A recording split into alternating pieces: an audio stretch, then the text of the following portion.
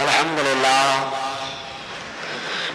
لله رب العالمين والصلاة والسلام على سيد الأنبياء والمرسلين وعلى آله وأصحابه أجمعين أما بعد فأعوذ بالله من الشيطان الرجيم بسم الله الرحمن الرحيم وآخرين منهم لما يلحقوا بهم صدق الله مولانا العظيم وبلغنا رسوله النبي الأمين المتين الكريم ونحن على ذلك لمن الشاكرين والشاكرين والحمد لله رب العالمين. السلام علیکم ورحمۃ اللہ وبرکاتہ. آئیے کچھ معروضات موضوع منتخب امام اعظم اور آپ کی فقہی بصیرت، اس پر کچھ روشنی ڈالی جائے. اس سے پیشتر اپنے ایمان و عقیدے کو تازگی بخشیں اور حضور صلی اللہ علیہ وسلم کی بارگاہ میں بڑے ہی ادب، محبت، الفت کے ساتھ درود پاک پڑھیں. صلی اللہ علیہ صلی اللہ علیہ وسلم. صلاۃ و سلام علیک یا سیدی یا رسول اللہ یا حبیب اللہ. صلاۃ دائمۃ بدوام ملک اللہ، صلاۃ باقیۃ بقاء ملک اللہ، ارواحنا فدا صلی اللہ تعالی علیہ وسلم. امام اعظم ابو حنیفہ رحمۃ اللہ علیہ کی شان وہ ہے کہ ہم اللہ کی یکتائی اور اس کے ایک ہونے کا عقیدہ رکھتے ہیں اور رسول گرامی وقار صلی اللہ علیہ وسلم کی رسالت کا کلمہ پڑھتے ہیں. اور دیگر عبادات کا معاملہ ہو تو امام اعظم ابو حنیفہ کے مسلک اور موقف کے مطابق ادا کرنے کی کوشش کرتے ہیں. تو امام اعظم حنیفہ کوئی معمولی شخصیت کا نام نہیں ہے. امام اعظم ابو حنیفہ رضی اللہ تعالی عنہ کا بڑا مقام ہے، بڑی شان ہے. حضور نے بھی ان کے بارے میں بشارتیں سنائی ہیں. چنانچہ اس کے بارے میں آپ کے بارے میں حکیم الامت مفتی احمد یار خان نعیمی علیہ رحمہ بڑے اچھے انداز میں کچھ اشعار کہتے ہیں. ان اشعار کو میں سنانے کی کوشش کرتا ہوں، توجہ کر طالب ہو. چنانچہ حکیم الامت علیہ رحمت الرضوان ارشاد فرماتے ہیں، آپ کی شان میں یوں گویا ہے: ہمارے آقا ہمارے مولا امام اعظم ابو حنیفہ. ہمارے آقا ہمارے مولا امام اعظم ابو حنیفہ، ہمارے ملجا ہمارے ماوا امام اعظم ابو حنیفہ. اور آگے ارشاد فرماتے ہیں، زمانہ بھر نے زمانے بھر میں بہت تجسس کیا وہ، لیکن زمانے بھر میں بہت تجسس کیا وہ، لیکن ملا نہ کوئی امام تم سا امام اعظم ابو حنیفہ. امام اعظم ابو حنیفہ ملا نہ کوئی امام تم سا امام اعظم ابو حنیفہ. اب چونکہ ہم لوگ تقلید کرتے ہیں آپ کی، الحمدللہ ہمارے گلے میں امام اعظم حنیفہ کی محبت، الفت اور آپ کے نقش قدم پر چلنے کا قلادہ بنا ہوا ہے. امام اعظم حنیفہ کی شان کیا، خالی آپ خود فرماتے ہیں، جو تیری تقلید شرک ہوتی. کیا فرماتے، جملہ دیکھیں زبردست ہے. جو تیری تقلید شرک ہوتی محدثین سارے ہوتے مشرک. جو تیری تقلید شرک ہوتی محدثین سارے ہوتے مشرک. بخاری و مسلم ابن ماجہ امام اعظم ابو حنیفہ. بخاری و مسلم ابن ماجہ امام اعظم ابو حنیفہ. اگر تقلید شرک ہے تو امام بخاری کو بھی مشرک کہنا پڑے گا، امام مسلم کو بھی مشرک کہنا پڑے گا، امام ترمذی کو بھی مسلم جو ہے مشرک کہنا پڑے گا. یہ سارے محدثین جو ہیں سب اللہ تعالیٰ کے ایک ہونے کے قائل ہیں. امام بخاری امام شافعی کی تقلید کرتے ہیں، امام مسلم بھی مقلد ہیں. تو معلوم یہ ہوا تقلید کرنا یہ اپنے گھر کا کام نہیں ہے، بلکہ محدثین اعظام کی شان ہے، ان کا مقام ہے. فرماتے جو تیری تقلید شرک ہوتی محدثین سارے مشرک ہوتے. بخاری و مسلم، ابن ماجہ، امام اعظم ابو حنیفہ.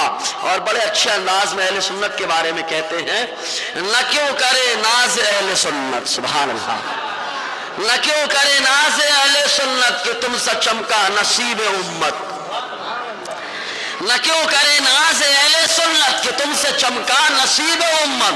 سراج امت ملا جو تم سا امام اعظم ابو حنیفہ. سراج امت ملا جو تم سا امام اعظم ابو حنیفہ. ہوا اولی الامر سے یہ ثابت کہ تیری طاعت اہم و واجب. اولی الامر اللہ تعالیٰ قرآن میں فرماتا ہے پیروی کرو اللہ کی، اللہ کے رسول کی. وَأُولِي الْأَمْرِ مِنْكُمْ، اور تم میں سے جو امر والے ہیں ان کی پیروی کرو. یہاں پہ مفسرین فرماتے امر والوں سے مراد فقہاء کی پیروی کرو. تو اللہ تبارک و تعالیٰ نے اپنی پیروی کے ساتھ ساتھ اپنے رسول کی پیروی کے ساتھ ساتھ فقہاء کی پیروی کا حکم دیا. اور ساری دنیا جانتی ہے صحابہ کے بعد اللہ تعالیٰ نے سب سے بڑا اگر فقیہ کسی کو بنایا ہے تو وہ کوئی اور نہیں بلکہ امام اعظم حنیفہ. سب سے بڑے فقیہ، سراج الفقہاء کو کہا جاتا ہے، فقہاء کا چراغ امام اعظم حنیفہ. تو ہوا اولی الامر سے یہ ثابت کہ تیری طاعت اہم و واجب. خدا نے ہم کو کیا تمہارا امام اعظم ابو حنیفہ، کیا خدا نے ہم کو تمہارا امام اعظم ابو حنیفہ. اور بہت سارے اشعار کہے. میں کہتے ایک بار جھوم جھوم کر درود پاک پڑھیں صلی اللہ علیہ وآلہ صلی اللہ علیہ وسلم. صلاۃ و سلام علیک یا سیدی یا رسول اللہ صلی اللہ تعالی علیہ وسلم. امام اعظم ابو حنیفہ کی شان کیا ہے، مقام کیا ہے؟ پہلے ہی ایک بات واضح کر دیں. ایک فارسی کی بڑی شاندار کہاوت ہے ولی را ولی نی شناست و عالم را عالم نی داند. ولی کو ولی پہچانتا ہے اور عالم کے اسٹیٹس اور ان کے رتبے کو عالم ہی جانتا ہے. تو امام اعظم حنیفہ کے رتبے کو وہی جانے گا جو ولی ہوگا، اور ان کے رتبے کو وہی جانے گا جو ولی نہیں تو کم سے کم عالم دین ہوگا، وہی ان کے رتبے کو جانے گا. اب آ جائیے، جب ولی جانتا ہے ولی کی شان کو اور عالم جانتا ہے عالم کے مقام کو، تو ڈائریکٹ مصطفیٰ سے پوچھتے ہیں اے مصطفیٰ کے راوی مصطفیٰ کریم صلی اللہ علیہ وسلم، آپ تو تمام مومنوں کی جان شان پہچان ایمان ہیں، آپ کیا فرماتے ہیں؟ تو بخاری شریف کی حدیث پاک ہے، حدیث نمبر 4897 جس کے راوی کثیر روایہ حضرت ابو ہریرہ رضی اللہ تعالیٰ عنہ ہے. یہ فرماتے ہیں کہ ہم لوگ حضور کے پاس بیٹھے ہوئے تھے. کنا جلوسا عند النبی صلی اللہ علیہ وسلم، ہم لوگ حضور کے ساتھ بیٹھے ہوئے تھے. وانزلت علیہ سورۃ الجمعہ، آقا علیہ السلام کے پاس سورہ جمعہ کی آیت کریمہ نازل ہوئی. وآخرین منہم لما یلحقوا بہم، اور دوسرے ایسے لوگ ہیں ایمان والے جو ابھی صحابہ سے نہیں ملے ہیں، ایمان والوں سے نہیں ملے ہیں، بلفظ دیگر کچھ ایسے ایمان والے ہیں جو ابھی پیدا نہیں ہوئے ہیں، پیدا ہونے والے ہیں. اب صحابہ کرام نے ان کی تعریف کو سنا کہ کچھ ایسے لوگ ہیں ایمان والے جو پیدا نہیں ہوئے ہیں، تو آخر وہ کون ہوں گے؟ دیکھیں ابھی پیدا نہیں ہوئے ہیں لیکن صحابہ حضور سے پوچھ رہے ہیں، کیونکہ صحابہ جانتے ہیں پیدا ہوئے وہ نہ ہو لیکن محبوب کو معلوم ہے، محبوب جانتے ہیں. اس لیے صحابہ کرام نے آقا کی بارگاہ میں 3 بار سوال کیا. قلت ومن هم یا رسول اللہ، ہم نے کہا اللہ کے نبی صلی اللہ علیہ وسلم جن کی تعریف اللہ تعالیٰ فرما رہا ہے یہ کون ہے؟ 3 بار سوال کیا. حضور تینوں بار خاموش رہے. 3 بار سوال کیا، خالی سب کو توجہ دلانا مقصد ہے. بس حضور خاموش رہتے ہیں تو توجہ دلانا مقصد ہوتا ہے. 3 بار ہم نے سوال کیا، آقا علیہ السلام خاموش رہے. وفینا سلمان الفارسی، فرماتے ہمارے درمیان سلمان فارسی بھی بیٹھے ہوئے ہیں. آقا علیہ السلام خاموش تھے. اچانک اپنے دست شفقت کو حضرت سلمان فارسی کے کندھے پر رکھا. سبحان اللہ. آقا علیہ السلام ہاتھ جہاں رکھے سکون خود بخود مل جاتا ہے، خود بخود مل جاتا ہے. درد کو کر دو دوا تم پہ کر ہوتے. آقا علیہ السلام کہاں دست شفا، دست برکت. آقا علیہ السلام نے کندھے پہ ہاتھ رکھا. रखा और इरशाद फरमाए लोगों सुनो, लौ कान अल ईमान इंद सुरैया लनालहु रिजाल मिन हाउला। आका इरशाद फरमाते हैं सलमान फारसी के ऊपर हाथ रखने के बाद कि अगर ईमान सुरैया सितारे के पास होता, सितारे के पास अगर ईमान होता तो इनमें से यानी सलमान फारसी में से कुछ ऐसे लोग होंगे जो उस ईमान को भी हासिल कर लेंगे। सुरैया के पास ईमान है, मतलब जाने में परेशानी है, हर आदमी नहीं जा पा रहा है, हर आदमी ईमान नहीं बचा पा रहा है, लेकिन जो ईमान वाला होगा सुरैया पर पहुंच कर भी ईमान हासिल कर लेगा। आका ने फरमाया कोई और नहीं होगा, वो सलमान फारसी से ताल्लुक रखने वाला होगा, यानी वो फारस का होगा। और सारी दुनिया का इस बात पर इजमा है कि फारस में सबसे बड़ा आलिम अगर कोई पैदा हुआ है तो वो कोई और नहीं, वो इमाम आजम हनीफा है। इमाम आजम हनीफा से बड़ा कोई आलिम फारस में पैदा ही नहीं हुआ। तो मालूम ये हुआ आका अलैहिस्सलाम को भी मालूम है कि जो मेरे दीन को फैलाने वाला है दीन दीन हनीफा है, और फैलाने वाला कोई और नहीं, वो अबू हनीफा है। अब यहाँ पे एक नुक्ता और देना चाहता हूँ। फारस कौन है? फारस तो बहुत बड़ा है, बहुत बड़ा है फारस। तो अब यहाँ पे अल्लामा इब्न हजर मक्की अलैहि रहमा कहाँ के रहने वाले हैं? मक्की हैं, मतलब मक्के वाले जानते हैं शान इमाम आजम हनीफा। अल्लामा इब्न हजर मक्की अलैहि रहमा ने अपनी किताब अल खैरातुल हिसान फी मनाक़िब अबी हनीफा अन्नुअमान, इसके अंदर बड़ी शानदार गुफ्तगू फरमाई। फरमाते हैं फारस आजम अरब का जो इलाका है, इसके अलावा जो इलाका होता है उसको आजम कहा जाता है। वो फरमाते हैं आजम में सबसे अफजल अगर कोई मकाम है तो वो फारस का मकाम है। और कुछ लोगों ने कहा इमाम आजम हनीफा फारस में भी रहते हैं, और फारस के साथ साथ क्या कहते हैं काबुल की तरफ भी इशारा किया है। कुछ लोगों ने दीगर मकामात की तरफ इशारा किया। और या हुजूर का फरमान सुनो, क्या का फरमाते, अगर ईमान सुरैया के पास होता तो सलमान फारसी में से कुछ लोग उसको हासिल कर लेते। कितने लोग? जोर से बोलो भाई, बड़ा अच्छा नुक्ता देने वाला। कुछ लोग, एक नहीं ना, रिजाल जमा है, प्लूरल लफ्ज है, सिंगुलर नहीं है, वाहिद का पर्सन नहीं है, जमा का पर्सन है। तो आका अलैहिस्सलाम ने फरमाया कुछ लोग पालेंगे। कहा पहले पाने वाले कौन है? कहा पहले पाने वाले इमाम आजम हनीफा हैं, उन्होंने ईमान वहां से हासिल कर लिया। कहा दूसरे पाने वाले कौन है? कहा बरेली का ताजदार है, इसलिए कि वो कंधार से हिंदुस्तान में आया। कहा कंधार कहाँ है? कहा कंधार भी तो फारस में है, कंधार भी फारस में है। कहा फारसी लोगों ने ईमान को हासिल कर लिया, इमाम आजम पे तोहमत लगी तो इमाम आजम की शान को मुस्तफा ने बढ़ाया, और जब बरेली के ताजदार पे तोहमत लगी तो उनकी आजमत को भी मुस्तफा ने बढ़ाया। तो घटाने से न घटा है न घटेगा, जब बढ़ाए तुझे अल्लाह तआला, तेरा ये शान इमाम आजम हनीफा की है। और क्या ईमान अगर होता तो क्या होता? तो जुमला सुने, अब सितारे का ईमान, इस पे गौर करें तो बात समझ में थोड़ी आएगी। मतलब सुरैया के पास ईमान होगा तो हासिल करने में परेशानी होगी ना? बोलो परेशानी होगी नहीं होगी यार? हर आदमी हिम्मत करेगा? क्या हर आदमी हिम्मत नहीं करेगा? हिम्मत करने वाला वही होगा जो आशिक़ मुस्तफा होगा। कहा ईमान के सौदे हो गए, सौदा करने वाले हिम्मत हार गए। कहा इसलिए कि इनके ऊपर मुस्तफा की मोहब्बत का गलबा ना था, मादियत का गलबा था, ईमान का सौदा हो गया। लेकिन जिस पर इश्क़ मुस्तफा का गलबा रहा वो सुरैया पर भी ईमान रहा, परेशानी से हासिल करना पड़ा, लेकिन जान जाए चली जाए मुस्तफा से मोहब्बत का पैगाम लगाने हासिल कर लिया। बहरहाल इसके अलावा और आगे बढ़ूं, हुजूर ने क्या फरमाया? ईमान अगर होता, मुस्लिम शरीफ की एक दूसरी रिवायत में चलते हैं, एक दूसरी बात है मुस्लिम शरीफ की, हदीस नंबर, मेरी बात समझ में आ रही ना भाई?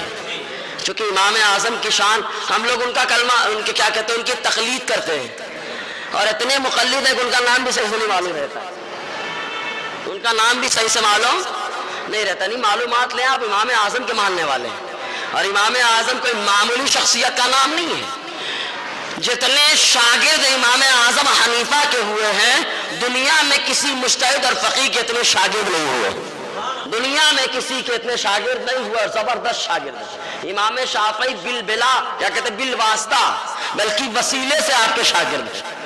آپ کے شاگرد کے شاگرد ہیں. امام مالک آپ کی عزت کیا کرتے تھے. جتنے ائمہ مجتہدین اس زمانے میں سب عزت کرتے تھے. کیوں؟ کیونکہ وہ سب عالم ہیں یا ولی ہیں, اور عالم کے مقام کو وہی جانے گا جو عالم ہوگا, اور ولی کے مقام کو وہی پہچانے گا جو ولی ہوگا. تو معلوم یہ ہوا امام اعظم کو ولیوں نے جانا ہے, امام اعظم کے مقام کو عالموں نے جانا ہے. اور آج کے زمانے میں جو بولتے ہیں علماء کا فتویٰ جوتی کے نوک پہ ہے, تو معلوم یہ ہوگا وہ جاہل ہے, اور جاہل کبھی عالم کے مقام کو نہیں جان سکتا. اب سمجھ گئے ہوں گے, کچھ ہوں گے جو امام اعظم سے پہلے نفرت کرتے تھے ابھی محبت کرنے لگے. ہم تو چاروں امام کو ماننے والے, یہ لوگ تقلید کسی کی نہیں ہے. اور کس کو مانتے ہیں؟ چار کو. چار کو مت مان, کم سے کم ایک کا دامن تھام لے. چار کشتی پہ جائے گا, چار ٹکڑے میں بن جائے گا. اعلیٰ علی رحمت الرضوان نے اس لیے فتاوی رضویہ شریف میں لکھا, ارشاد فرماتے ہیں ایک پیر سے مرید رہو.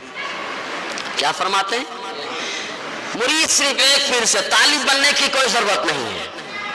اعلیٰ علی رحمہ کا نظریہ فرماتے ہیں کیوں؟ اس کی وجہ یہ ہے کہ ایک پیر سے مرید رہو گے تو ایک کشتی پہ رہو گے, سلامت رہو گے, اور اگر دو کشتی پہ جاؤ گے تو نقصان اٹھانا پڑے گا. فتاوی رضویہ 12ویں حصے میں اعلیٰ علی رحمہ نے لکھا. بہرکیف دیکھیں دوسری حدیث, یہ حدیث پاک مسلم شریف حدیث نمبر 6497.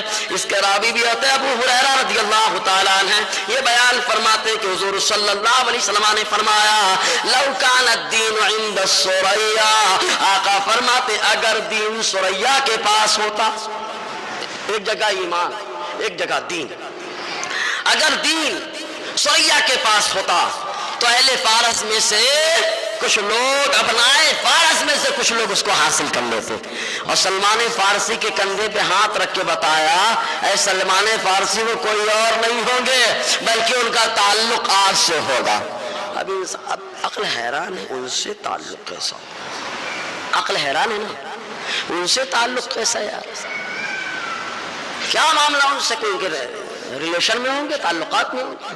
کہا ہاں تعلقات تو ہوں گے. کیسے؟ کا ایسے کہ حضرت سلمان فارسی جب ایمان لائے تو ان کو بڑی پریشانیوں کا سامنا کرنا پڑا, حتیٰ کہ غلامی کی زندگی بھی گزارنی پڑی. حالانکہ بڑے گھرانے سے آپ کا تعلق تھا, ہوتے کرتے بات اصلی واقعہ ایمان لائے لیکن پریشانیوں کا سامنا کرنا پڑا.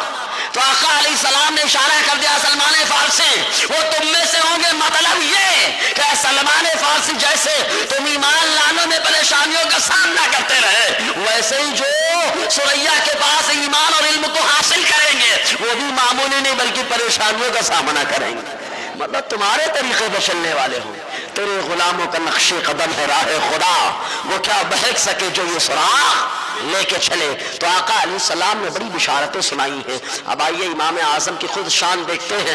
ایک مرتبہ جھوم جھوم کر درود پاک پڑھیں صلی اللہ علیہ صلی اللہ علیہ وسلم. صلاۃ و سلام علیک یا سیدی یا رسول اللہ صلی اللہ تعالی علیہ وسلم. ڈائریکٹ پوچھتے ہیں اس حدیث کا مطلب, ایک مجدد سے پوچھتے ہیں. وہ مجدد جو 10ویں صدی کا ہے, ساری دنیا ان کو مجدد مانتی ہے. ان کو علامہ جلال الدین سیوطی علیہ رحمہ کہا جاتا ہے. ان کا موقف کیا ہے؟ خود ان کے شاگردوں کا موقف کیا ہے؟ تفسیر جلالین کے اندر امام اعظم حنیفہ کے بارے میں علامہ جلال الدین سیوطی فرماتے ہیں اس سے قطعی طور پر کہ حدیث میں جو آیا کہ فارس میں سے پا لے گا, کچھ لوگ حاصل کر لیں گے, کہا اس سے قطعی طور پر ثابت ہوتا ہے امام اعظم حنیفہ رضی اللہ تعالیٰ عنہ کے بارے میں, کیونکہ اہل فارس میں ان کے جیسا علم والا اور تقوی و پرہیزگاری میں کوئی پیدا بھی نہ ہوا. تو 10ویں صدی کا امام کہہ رہا ہے, مجدد کہہ رہا ہے. معلوم یہ ہوا 10ویں صدی تک تو کوئی معاملہ نہیں تھا. 10ویں صدی تک سب لوگ امام اعظم حنیفہ کی عظمت کے قائل تھے, اور اگر انکار کرنے والے پیدا ہوئے ہیں تو یہ انگریز کی اولاد پیدا ہوئی, انہوں نے انکار کیا, ورنہ 10ویں صدی تک تو سب امام اعظم کی عظمت کے قائل تھے. یہ علامہ جلال الدین سیوطی کا قول ہے, اور ان کے بعد ان کے شاگرد بھی یہی کہتے ہیں. علامہ جلال الدین سیوطی کے شاگرد الخیلات الحسان فی مناقب ابی حنیفۃ النعمان مترجم پہلا حصہ صفحہ 35 کے اندر ہے. علامہ ابن حجر مکی فرماتے, عبارت ہی سنا دیتا ہوں, فرماتے امام جلال الدین سیوطی کے بعض تلامذہ شاگرد نے فرمایا کہ اس حدیث سے امام اعظم حنیفہ علیہ رحمہ کا مراد ہونا جیسے ہمارے استاذ نے خیال فرمایا یہ ظاہر ہے، اس میں اصلاً کوئی شک نہیں ہے، کیونکہ ان کے زمانے میں اہل فارس میں سے کوئی شخص علم ان کے رتبے کو نہ پہنچا، بلکہ ان کے شاگردوں کے مرتبے تک بھی کسی کی رسائی نہ ہوئی۔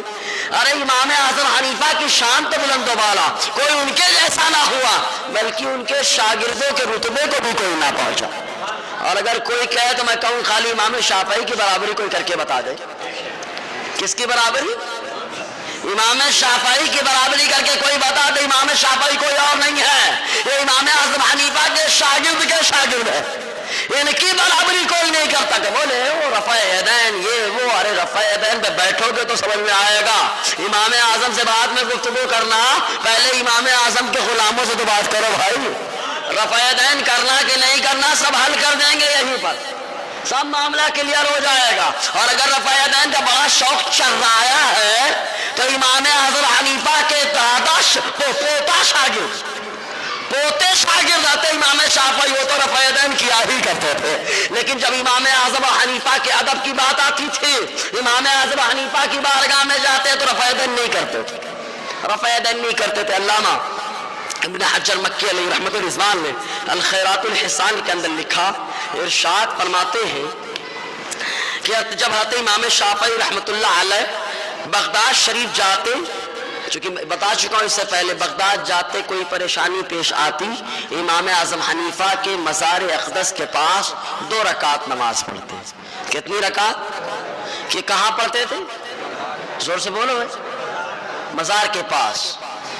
وہ جانتے ہیں کہ مسجد میں بھی عبادت ہوتی ہے، عبادت کے لیے مسجد بنی ہے، لیکن کچھ مقام ایسے ہیں جہاں دعائیں قبول ہوتی ہیں، تو 2 رکعت نماز پڑھتے، تو نماز کے بعد امام اعظم کے وسیلے سے دعا مانگتے۔ خود فرماتے، علامہ خطیب بغدادی فرماتے ہیں کہ جب دعا مانگتے تو فرماتے اللہ تعالیٰ اس امام کے صدقے میری پریشانیوں کو دور فرما دیتا ہے۔ تو امام اعظم کی وہ شان ہے۔ تو امام شافعی رحمۃ اللہ علیہ جب بغداد پہنچتے تو امام اعظم حنیفہ کی قبر انور کی زیارت کو جاتے، وہاں جا کر 2 رکعت نماز پڑھتے، تو کہا وہ تو رفع یدین کرتے تھے، ان 2 رکعت میں کیا کرتے؟ تو فرماتے جب بھی جاتے تو رفع یدین نہ کرتے تھے، رفع یدین نہیں کرتے تھے۔ ایک روایت میں یہ بھی آیا کہ صبح کی نماز تھی فجر میں، وہاں قنوت نازلہ پڑھی جاتی ہے شافعی مسلک میں۔ اگر یقین نہیں آتا تو کوکن میں جا کے دیکھو، اور کہیں اور نہیں جانا تو کم سے کم ممبئی میں چلے جاؤ، مخدوم ماہمی کی بارگاہ میں معلوم ہو جائے گا۔ جو شافعی مسلک ہے وہ فجر کی نماز میں دعائے قنوت بھی پڑھتے ہیں۔ کہا فجر کی نماز میں دعائے قنوت ہے اور نماز میں رفع یدین ہے، لیکن امام شافعی پہنچے تو پہنچنے کے بعد نہ دعائے قنوت پڑھ رہے ہیں اور نہ رفع یدین کر رہے ہیں۔ تو لوگوں نے نماز سے فارغ ہونے کے بعد پوچھا کہ کیا وجہ ہے، آپ کیوں رفع یدین نہیں کرتے ہیں، آپ کیوں دعائے قنوت نہیں پڑھتے؟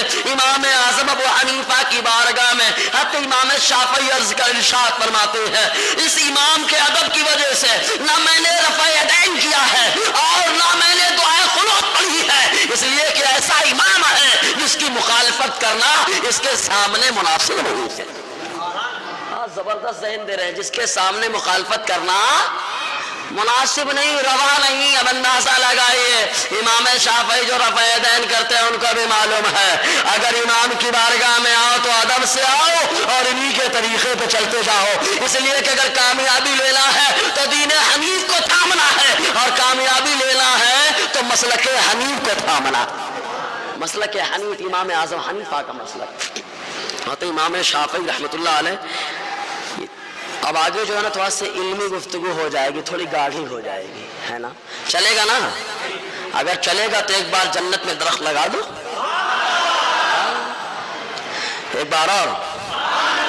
ہم لوگ تو درخت لگانے والے ہیں، دنیا میں بھی صدقہ جاریہ ہو اور آخرت میں بھی، جی۔ اور جس کے نام کا درخت جنت میں ہوگا اس کے جنتی ہونے میں کوئی شبہ ہے؟ اسی لیے تو سبحان اللہ کہنا ہمارا مقدر ہے۔ ہم ہی کہتے دیکھنا اور کوئی نہیں کہتا، سمجھے کہ نہیں؟ ہم ہی کہتے ہمارا مقدر ہے، سب کے بس کی بات نہیں۔ رب بھی جانتا ہے کہ ابھی جب جنت میں جائیں گے نہیں تو ان سے کیوں درخت لگوانے کا، سمجھے کہ نہیں؟ ایک بار بنتا ہے۔ دیکھیے امام اعظم حنیفہ رحمۃ اللہ علیہ نے ایک بار خواب دیکھا. دیکھو واقعہ سے حدیث سے دونوں ملا کر کے ایک بہت زبردست نقطہ نکلے گا. آپ نے خواب دیکھا کہ حضور صلی اللہ علیہ وسلم کی قبر مبارک کو الٹ کر آپ کے استخوانہائے شریف کو، مطلب آپ کی ہڈی شریف کو، اور یاد رکھو آقا علیہ السلام زندہ ہیں، سبحان اللہ، زندہ ہے کہ نہیں؟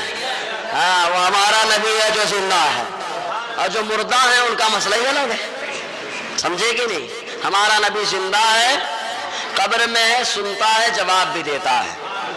بلکہ اللہ تعالیٰ نے قیامت تک بتا دیا ہے نبی قبر میں تو ہیں، لیکن النبی اولا بالمؤمنین من انفسہم. اللہ تعالیٰ فرما رہا ہے میرے نبی قبر میں ہے، لیکن جو ایمان والا ہے ان تمام ایمان والوں سے، ان کی جانوں سے بھی زیادہ قریب ہے. کیسے قریب ہے رب جانے، کیونکہ رب نے فرمایا. جب اللہ نے فرما دیا قریب ہے تو ہم غلاموں نے کہہ دیا میرا نبی قریب ہے. اسی لیے فقہا فرماتے جب کسی گھر میں داخل ہو جاؤ سلام کر کے داخل ہو. اگر کوئی ہوگا تو سلام کا جواب دے گا، اور اگر کوئی نہیں ہوگا تو روح مصطفیٰ اس سلام کرنے والے کے سلام کا جواب دیتی ہے. بتاؤ خالی گھر میں سلام کرنے پہ سلام کون دے رہا ہے؟ سلام کا جواب آقا کی روح دے رہی ہے. اور حضور کی روح مطلب حضور، سمجھے کہ نہیں؟ سبحان اللہ. تو امام اعظم حنیفہ نے خواب میں دیکھا کہ حضور صلی اللہ علیہ وسلم کی قبر انور کو الٹ کر کے آپ کی استخوانہائے مبارکہ کو جو ہے آپ کے سینے پر رکھ دیا گیا حضور کے. اور یاد رکھو حسنین کریمین کی ولادت کے موقع پر ام الفضل نے بھی ایسے خواب دیکھا تھا. انہوں نے خواب دیکھا تھا کہ حضور صلی اللہ علیہ وسلم کے بدن کا ایک ٹکڑا کٹ کر میری گود میں آ گیا. حضور کے بدن کا ایک ٹکڑا کٹ کر کہاں گیا؟ ام الفضل کی گود میں آ گیا. تو انہوں نے حضور سے جا کر بتایا کہ حضور میں نے ایسا خواب دیکھا، بہت گھبرا گئی ہوں میں. آقا علیہ السلام نے فرمایا چچی ام الفضل گھبرانے کی کوئی ضرورت نہیں ہے، فاطمہ کے گھر بچہ ہوگا جو آپ کی گود میں کھیلے گا. ان کے گھر میں بچہ ہوگا جو آپ کی گود میں کھیلے گا. اور ایسا ہی خواب عائشہ صدیقہ نے بھی دیکھا. وہ کہتی ہے کہ مستدرک الصحیحین کے حدیث پاک میں نے خواب میں دیکھا کہ آسمان سے 3 ستارے، ان میں سے ایک بہت زیادہ چمک رہا تھا اور دو تھوڑے کم چمک رہے تھے، دونوں میری گود میں آ گئے. وہ پریشان ہوئی، آقا کی بارگاہ میں گئی اور جانے کے بعد عرض کیا اللہ کے نبی صلی اللہ علیہ وسلم یہ کیا معاملہ؟ حضور نے فرمایا عائشہ تم کو معلوم ہو جائے گا اس خواب کی کیا تعبیر ہے. آقا نے تعبیر نہیں بتائے، لیکن جب آقا پردہ فرما گئے اور آرام کرنے کے لیے ماں عائشہ صدیقہ کے حجرے میں گئے تو ماں عائشہ صدیقہ فرماتی ہے تب مجھے اپنے خواب کی تعبیر معلوم ہوئے کہ آقا نے فرمایا 3 ستارے آئے تھے، خواب میں آئے تھے، میں نے پوچھا تھا تو پہلا ستارہ جو زیادہ روشن تھا میری گود میں آیا. اس کا مطلب یہ ہے کہ آقا علیہ السلام میرے حجرے میں آرام فرما ہو گئے. کہتے ہیں اس کے بعد پہلے ستارے چمکدار، اس کے بعد ابو بکر عمر آئے تو معلوم یہ ہوا ایسا خواب ڈراؤنا تو ہوتا ہے لیکن نصیبے کو بلند کرنے والا ہوتا ہے، نصیبے کو بلند کرنے والا ہوتا ہے. کہا ہڈیاں الٹ پلٹ کر آ گئی، سینے پہ رکھ دی گئی، کیونکہ سارا دار و مدار سینے پہ تو ہے. اسی لیے حضور نے فرمایا حلق کے نیچے قرآن نہیں اترے گا، اس لیے کہ سارا دار و مدار تو سینہ ہی ہے، سینہ ہے سب کچھ. تو سینے میں رکھ دیا اور رکھنے کے بعد حضرت امام اعظم حنیفہ جب بیدار ہوئے بہت گھبرا گئے، بہت پریشان ہوئے اور اتنے زیادہ بیمار ہو گئے کہ تمام ساتھی عیادت کے لیے آ گئے. جب عیادت کے لیے آئے تو لوگوں نے کہا اس خواب کی تعبیر پوچھنی چاہیے. امام اعظم دوسرے امام کی شان بتا رہے ہیں. امام اعظم نے فرمایا محمد بن سیرین کے پاس چلے جاؤ. محمد بن سیرین وہ ہیں جن کو اللہ تعالیٰ نے تعبیر جو ہے خوابوں کی تعبیر کا زبردست علم عطا فرمایا ہے. ان کی کتاب بڑی رائج ہے جس کا نام العبرات ہے، اردو میں اس کا ترجمہ بھی ہو چکا ہے، جس کو تعبیر نامہ کہا جاتا ہے. امام اعظم نے فرمایا جاؤ ان کو بلا لاؤ. چنانچہ ان کے پاس گئے، انہوں نے راستے ہی میں خواب کی تعبیر بتا دی اور بتایا کہ گھبرانے کی کوئی ضرورت نہیں ہے. اس خواب کا مطلب یہ ہوتا ہے کہ جس نے بھی دیکھا ہے وہ اللہ کے رسول صلی اللہ علیہ وسلم کے سنت کو سینے سے لگائے گا اور لوگوں میں مصطفیٰ کی سنت کو عام فرما دے گا. اس خواب کی تعبیر یہ ہے کہ مصطفیٰ کی سنت کو سینے سے لگائے گا، لوگوں میں عام فرما دے گا، اور آقا علیہ السلام کی سنت کو حکیمانہ انداز میں سمجھائے گا۔ کیسے سمجھائے گا؟ حکیمانہ انداز میں۔ اس میں ایک مثال الخیرات الحسان کے حوالے سے پیش کرتا ہوں، شاید اس سے پہلے میں نے پیش بھی کی ہے، ایک بار درود بنتا ہے بھائی صلی اللہ علیہ وسلم، صلی اللہ علیہ وسلم، صلاۃ و سلام علیک یا سیدی یا رسول اللہ صلی اللہ علیہ وسلم۔ اچھا، اپنے یہاں جب جماعت سے نماز ہوتی ہے تو کون تلاوت کرتا ہے؟ امام کی مقتدی؟ زور سے بولو بھائی، مقتدی کیا رہتا ہے؟ میرا ترجمان بول رہا ہے، اللہ تعالیٰ اس کی سنے گا۔ امام بولتا ہے، ترجمان ہوتا ہے، امام قائد ہوتا ہے، رہنما ہوتا ہے۔ اور حدیث سے بھی آیا، آقا فرماتے من کان لہ امام فقراۃ الامام قراۃ اللہ، آقا فرماتے جس کا امام ہوگا، امام کا پڑھنا مقتدیوں کا پڑھنا ہے۔ صحابی شریف ابن ماجہ کی یہ حدیث پاک ہے، آقا نے فرمایا امام کا پڑھنا مقتدیوں کا پڑھنا۔ کہا یہ حدیث بڑی زبردست ہے، لیکن اس کو حکیمانہ انداز میں کیسے امام نے سمجھایا؟ امام اعظم کے بارے میں کچھ لوگوں کو معلوم ہوا کوفہ کی سرزمین جو فتنوں کی عام آجگاہ تھی، جہاں تقریباً 29 فرقے تھے اس زمانے میں، اور بصرہ کے اندر بھی اتنے ہی فرقے تھے۔ امام اعظم حنیفہ تنہ تنہا سب سے مقابلہ فرما رہے تھے، سب سے تنے تنہا امام اعظم مقابلہ فرما رہے تو 29 فرقے تھے کوفے میں اور 29 فرقے تھے بصرہ میں۔ کبھی کبھی تو امام اعظم حنیفہ سالوں سال ان سے مقابلہ کرتے اور دنیا والوں کو بتا رہے تھے کہ ایمان کے جو ہے ایمان کے لٹیرے بہت ہوں گے لیکن ایمان کا بچانے والا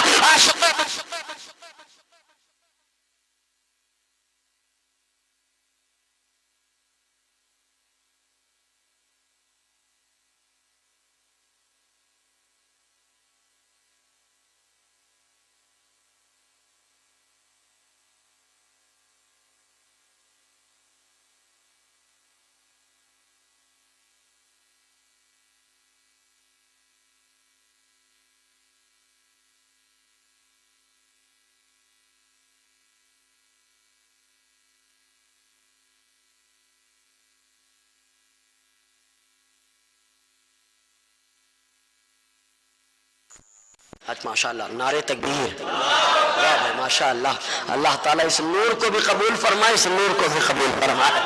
ہاں جی، تو حضور صلی اللہ علیہ وسلم کہ سچے عاشق امام اعظم حنیفہ سے ان لوگوں نے کہا جب، تو امام اعظم نے فرمایا تم لوگ ایک ساتھ بات کرو گے یا کسی ایک آدمی کو اپنا ترجمان بناؤ گے؟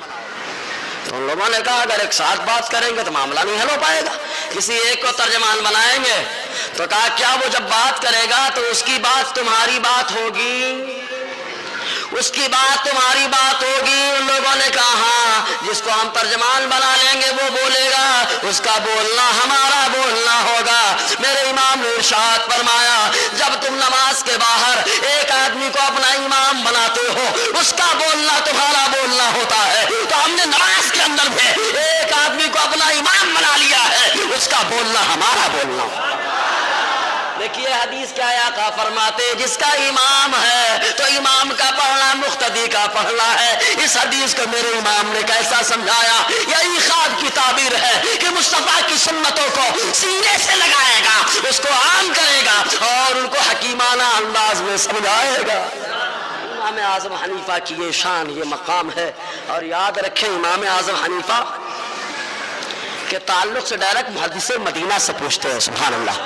اور محدث مدینہ امام مالک جو با ادب ہیں اور ساری دنیا کو ادب سکھاتے رہے، لیکن بے ادب آج بھی جوتے پہن کے گھوم رہے ہیں، اور جو با ادب ہیں آج بھی جاتے ہیں حرم کی زمین اور قدم رکھ کے چل رہے۔ ہر سر کا موقع ہے ہوش آنے والے، یہ ادب والے ہیں۔ تو محدث مدینہ امام مالک رحمۃ اللہ علیہ سے لوگوں نے ایک جماعت کے بارے میں پوچھا کہ ان کے بارے میں آپ کا کیا خیال ہے؟ اور امام مالک غضب کی شخصیت کے حامل، اللہ نے غضب کا علم عطا فرمایا تھا، اور علم تو عشق مصطفیٰ سے ہوتا ہے۔ اسی لیے بار بار وہ جملہ دہرایا جاتا ہے، بے عشق محمد پڑھاتے ہیں جو بخاری آتا ہے، زور سے بولا آتا ہے، ان کو آتی نہیں۔ ہاں بخاری پڑھنا ہے، پوری بخاری پڑھو، جو پوری بخاری پڑھ لے گا وہ یہی کہے گا سب سے اعلیٰ مولا ہمارا نبی۔ وہ یہی کہے گا، یہی پکارے گا کہ مصطفیٰ جیسا کوئی نہ پیدا ہوا، نہ ہوا ہے، نہ ہوگا اور نہ ہوتا ہے، مصطفیٰ کی طرح کوئی نہیں ہے۔ بہرحال تو امام مالک رحمۃ اللہ علیہ سے ایک جماعت کے تعلق سے پوچھا گیا، آپ نے ان کے بارے میں فرمایا۔ پھر لوگوں نے پوچھا، اے محدث مدینہ امام مالک، امام اعظم حنیفہ کے بارے میں آپ کیا کہتے ہیں؟ امام اعظم حنیفہ کے بارے میں آپ کا کیا خیال ہے؟ جیسے امام اعظم کا نام سنا، حضرت امام مالک کی زبان سے نکلا سبحان اللہ۔ انہوں نے کہا سبحان اللہ، ان جیسا شخص میں نے کسی کو نہ پایا، بخدا اگر وہ کسی کھمبے کے بارے میں کہہ دے کہ یہ کھمبا سونے کا ہے تو دلائل سے اس کھمبے کو سونا ثابت کر دے۔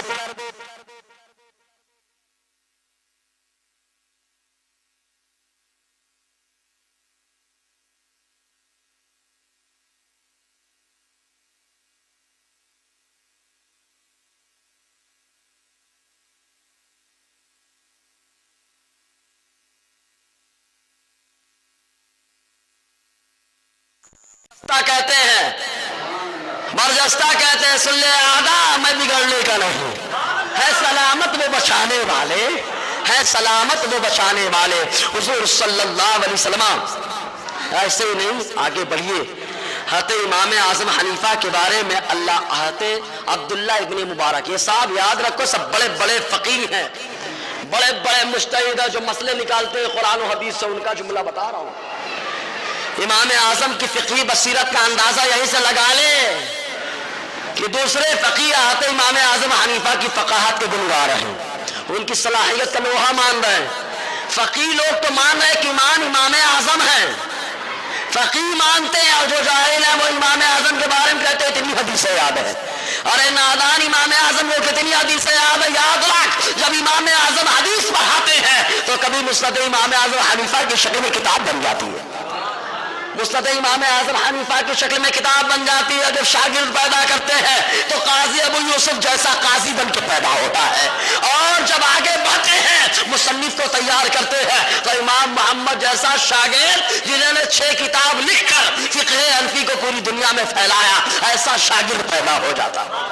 اور امام اعظم کی بڑے احسانات ہیں، اور یہ جو نبی کا احسان بھول گئے، نبی کے غلام کا احسان تو بغیر جاؤ نہ بھولیں گے آپ۔ منکر و کلمہ پڑھانے کا بھی احسان گیا، جو منکر ہے تو کلمہ پڑھانے کا احسان بھولا بیٹھا، یہ تو فقہ ہے، حدیث ہے، اس کا احسان کیا مانے گا؟ اب بولیں گے امام بخاری نے تو یہ حدیث لکھی، اب ان سے پوچھنا چاہیے امام بخاری پہلے کے کہ امام اعظم پہلے کے؟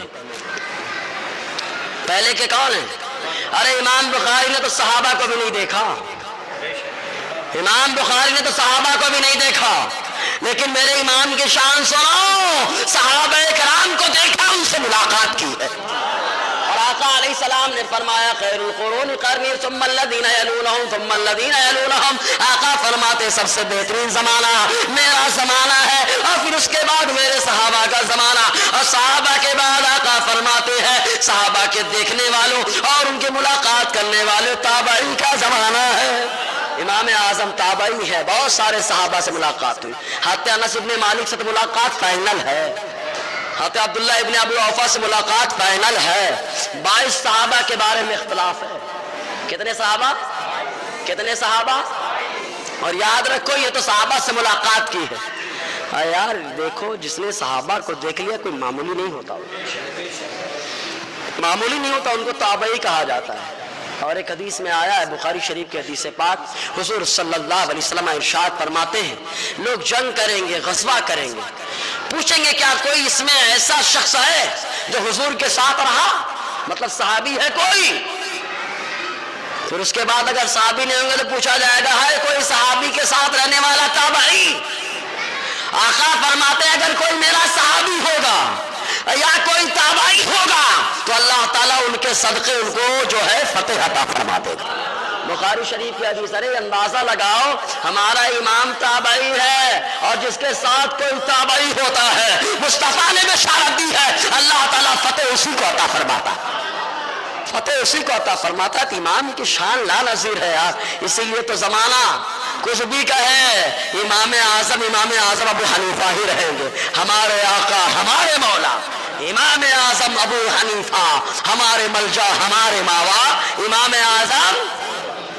اعظم حنیفہ کی شان۔ بہرحال تو عبداللہ ابن مبارک رضی اللہ تعالی عنہ نے فرمایا ایک مرتبہ امام اعظم امام مالک کے پاس تشریف لے گئے تو امام مالک مسند چھوڑ کے باہر آئے، یعنی اتر گئے، امام اعظم کو مسند پر بٹھایا، بڑی قدر کی، بڑی عزت کی، کچھ گفتگو کی۔ اس کے بعد جب امام اعظم چلے گئے تو ان کے جانے کے بعد لوگوں سے فرمائے لوگوں جانتے ہو یہ کون ہے؟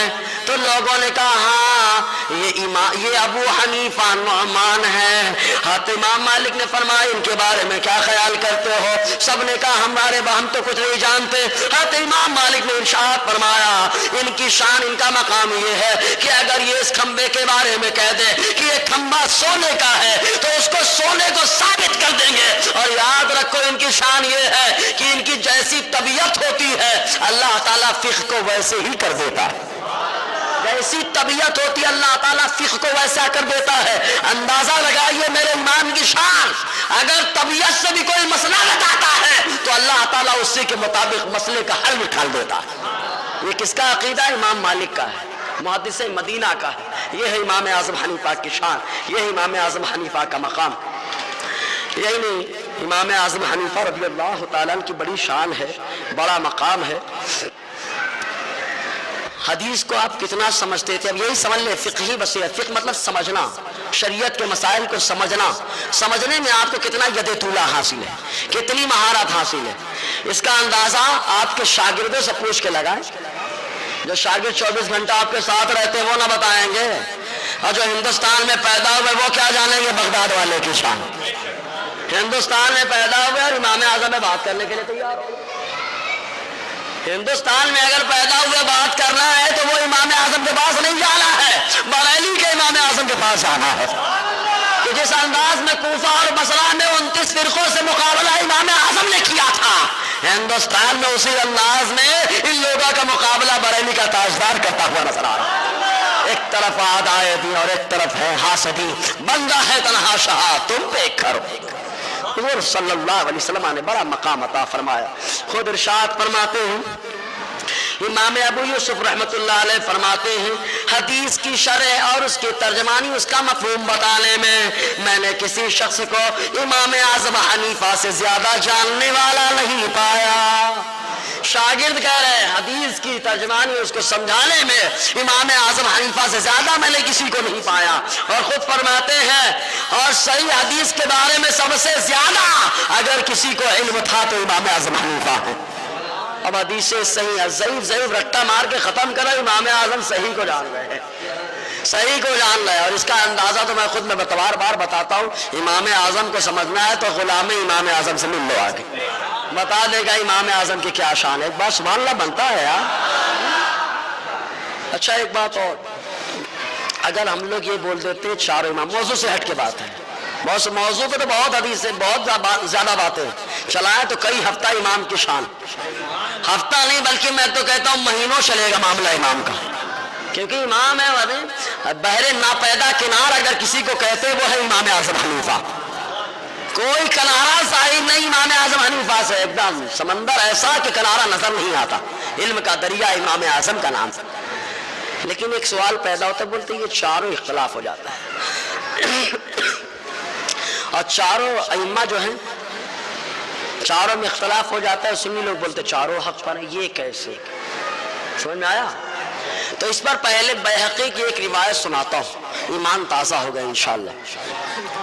بیہقی کے اندر امام بیہقی علیہ رحمۃ الرضوان نے لکھا، اور اس حدیث کو علامہ ابن حجر مکی نے اپنی کتاب الخیرات الحسان کے اندر لکھا، فرماتے ہیں کہ حضور صلی اللہ علیہ وسلم نے ارشاد فرمایا اگر کوئی تم کو کتاب اللہ یعنی قرآن مقدس سے کوئی مسئلہ بتائے تو اس کو لے لو، اور اگر قرآن سے نہ بتا پائے، حدیث سے بتائے، سنت سے بتائے تو اس کو لے لو، لیکن اگر سنت سے بھی نہ بتا پائے تو میرے صحابہ کے طریقے سے لے لو۔ لوگوں نے پوچھا اللہ کے نبی صلی اللہ علیہ وسلم آپ کے صحابہ کا تو آپس میں بہت سارے مسئلے میں اختلاف رہا، بہت سارے مسئلے میں آپس میں اختلاف رہا، اب کس کے قول پہ عمل کرنا؟ آقا فرماتے جس کا چاہے اس کا اقتداء کر لینا، اس لیے کہ میرے صحابہ کا اختلاف تمہارے لیے رحمت ہے، صحابہ کا اختلاف امت کے لیے کیا ہے؟ رحمت ہے. معلوم یہ ہوا آپس میں اختلاف ہوتا ہے تو یہ رحمت ہے. صحابہ کا اختلاف رحمت ہے. کہا اس کے مثال کہا آ جاؤ غزوہ بدر کے موقع پر یہ کفار گرفتار ہو گئے ہیں اور پکڑے گئے. آقا علیہ السلام کی بارگاہ میں آئے. حضور صلی اللہ علیہ وسلم نے ابو بکر سے پوچھا اے ابو بکر کیا کرنا چاہیے؟ عمر سے پوچھا کیا کرنا چاہیے؟ عمر نے کہا حضور تلوار نکال کے گردن مار دینی چاہیے. حضرت عمر نے تلوار چلانے کا ذہن دیا. حضرت عمر نے کہا رشتہ دار کو قتل کرے گا. اب ان سے اختلاف کر رہے ہیں ابو بکر کہہ رہے ہیں حضور ان سے فدیہ لیا جائے, کچھ مال لیا جائے, لے کر چھوڑ دیا جائے. کہا اگر عمر کے فیصلے پر عمل کرتے تو ایمان بھی نہیں ملتا, جان سے بھی ہاتھ دھونا پڑتا. لیکن اختلاف کیا ابو بکر نے, اور ایسا اختلاف کیا وہ لوگ جو کلمہ پڑھنے والے نہیں تھے, وہ لوگ جو مصطفیٰ کے غلام نہیں تھے, وہ لوگ جو آقا کے باغی تھے, لیکن ان کے اختلاف کی وجہ سے بعد میں وہی لوگ ایمان لائے, مصطفیٰ کے غلام بن گئے. کہا یہی اختلاف تو رحمت ہے. کہا یہ اختلاف ان کے حق میں رحمت ہوا کہ نہیں؟ ارے جان بھی بچ گئی, ایمان بھی مل گیا, اور کیا چاہیے؟ اور کیا چاہیے؟ اختلاف ہوا صحابہ کا تو یہ اختلاف امت کے واسطے رحمت کا ذریعہ ہے. مصطفیٰ نے بتایا. اب بتاؤ دونوں صحیح ہے کہ غلط؟ بولو آپ. عمر صحیح ہے کہ غلط؟ غور سے بولو. اور ابو بکر؟ کہا ابو بکر صحیح ہے, اس کی گواہی مصطفیٰ نے دی ہے. عمر صحیح ہے, ان کے مطابق اللہ تعالیٰ نے قرآن کو نازل فرما دیا. کہا اللہ تعالیٰ نے اور محبوب خدا نے بتا دیا اگر اختلاف ہوتا ہے فرعی مسئلے پہ, یہ اختلاف میری امت کے لیے رحمت ہوتا ہے. تو ایسے ہی معلوم یہ ہوا اگر شعر و امام میں اختلاف ہوتا ہے تو عقیدے میں اختلاف نہیں ہے, یہ اختلاف عمل میں ہے, اور عمل میں جو اختلاف ہوتا ہے یہ امت کے واسطے رحمت کا ذریعہ بن جاتا ہے.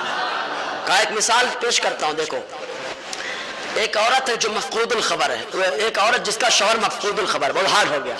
ایک ایسی عورت جس کا شوہر بھاگ گیا, پتہ ہی نہیں کہاں گیا, جس کو بولتے ہیں گمشدہ, بہت لکھا رہتا ہے تلاش گمشدہ, ہے نا. تو شوہر بھاگ گیا, پتہ ہی نہیں کہاں گیا, معلوم ہی نہیں کہاں گیا, کچھ خبر نہیں کہاں گیا. اب گئے ایک وہ عورت جو ہے حنفی ہے, ایک عورت جو ہے امام مالک کے ماننے والی ہے, مالکی ہے. تو اب حنفیوں کے یہاں قاضی صاحب کے پاس پہنچے. اب قاضی صاحب نے پوچھا اچھا بھاگ گیا شوہر, تلاش کرنا پڑے گا, گم ہو گیا, ٹھیک ہے جاؤ تحقیق کر کے بتا دیں. تو اب امام اعظم حنیفہ کے یہاں 80 سال تلاش کرنا ہے. کتنے سال؟ 80 سال. 20 سال میں شادی ہوئی تو 100 سال کون جیتا ہے بتائیے آپ مجھے. اب 80 سال وہ ایک دم گھر میں پڑی رہے, کوئی پوچھنے والا بھی نہیں. سمجھ میں آیا یہ کس کا موقف ہے؟ امام زور سے بولے بھائی, امام اعظم ابو حنیفہ کا 80 سال تلاش کرنا. کہا اور آگے بڑھو. کہا امام مالک کیا کہتے؟ کہا امام مالک فرماتے ہیں کہ قاضی کے پاس عورت جائے, اب قاضی 4 سال تلاش کرے گا. کتنے سال؟ 4 سال میں رحمت ہے کہ 80 سال میں؟ اختلاف ہوا کہ نہیں؟ کہا یہ اختلاف سب کے لیے رحمت نہیں ہوا, یہ اختلاف اس عورت کے لیے رحمت بن گیا, رحمت بن گیا. تو امام اعظم حنیفہ کے شاگردوں نے کہا اب جب رحمت بن گیا, امام اعظم حنیفہ کا فتویٰ بلا شبہ قابل قبول ہے, لیکن اب عمل کرنا ہے رحمت پر, تو امام مالک کے مسلک پر فتویٰ دے دو, کیونکہ یہی اس امت کے واسطے رحمت کا ذریعہ. سمجھ میں آیا؟ امت کا اختلاف رحمت ہے. سمجھ میں آیا کہ نہیں؟ لیکن یہ جانتے ہی نہیں ہے, معلوم ہی نہیں ہے. ان کے یہاں تو علماء کا فتویٰ بھی جوتی کے نوٹ پہ, سمجھے کہ نہیں؟ ابھی آپ ان کے یہاں سے مراد بہت سارے نہ غیر ہیں نہ غیر ہیں, بلے ہیں پھر بھی مقلد, غیر مقلد. سمجھ میں آیا کہ نہیں؟ اور بہت سارا اختلاف. ایک اختلاف اور بتاتا ہوں, صحابہ کا اختلاف رحمت. دیکھیے 2 روایتیں اس سلسلے میں. غزوہ خندق کے موقع پر حضور نے فرمایا تھا, ایک روایت میں آیا کہ عصر کی نماز بنو قریظہ میں جا کے پڑھنا, اور ایک روایت میں آیا کہ حضور نے فرمایا ظہر کی نماز بنو قریظہ میں جا کے پڑھنا. اتنی اسپیڈ جانا کہ وہاں پہنچ جانا. اب صحابہ چل پڑے, 2 طریقے سے ہو گئے لوگ. ظہر کا وقت جاتا رہا اس روایت کے مطابق, دوسری روایت کے مطابق عصر کا وقت جاتا رہا. جب جانے لگا تو کچھ لوگوں نے کہا عصر پڑھنا ہے اپنے کو راستے میں پڑھ لیں, کیونکہ حضور نے جو فرمایا قبیلہ بنو قریظہ میں جا کے پڑھنا, تو مطلب یہ کہ جلدی جانا اور عصر کی نماز وہاں پڑھنا, یا ایک روایت کے مطابق ظہر کی نماز وہاں پڑھنا. جلدی جانا مقصود ہے, لیکن راستے میں وقت ہو گیا منہ پڑھ لیں. کچھ لوگوں نے کہا نہیں، حضور نے فرمایا وہی پڑھنا، جا رہا ہے وقت جانے دو، مصطفیٰ کا فرمان نہیں جائے گا۔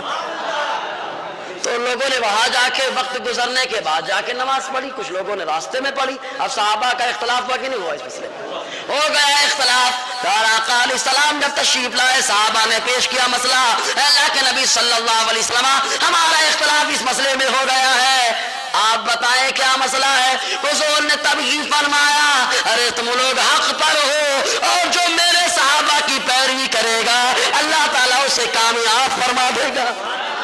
یہیں سے معلوم ہوا کہ اگر اختلاف ہوا تو حضور نے فرعی اختلاف کو رحمت کا ذریعہ بنایا ہے، زحمت اور جھگڑے کا ذریعہ نہیں بنایا ہے۔ ہمارا اختلاف بد مذہبوں سے عقیدے کے بارے میں ہے، شافعی مسلک ہمارا ہے، مالکی مسلک ہمارا ہے، حنبلی ہمارا ہے، اس لیے کہ عقیدے میں سب ایک ہے، عمل میں اختلاف ہے، اور عمل میں جو اختلاف وہ نہیں چلے گا۔ مسواک کرو، ایسے کرو چاہے ایسے کرو مسواک۔ لیکن ایک آدمی بولتا ہے حضور کو اختیار ہی نہیں ہے تو کل دوڑا لوں گا یہاں سے، سمجھے کہ نہیں آپ؟ بہرحال اللہ تعالی ہم لوگوں کو امام اعظم کے نقش قدم پہ چلنے کی توفیق عطا فرمائے۔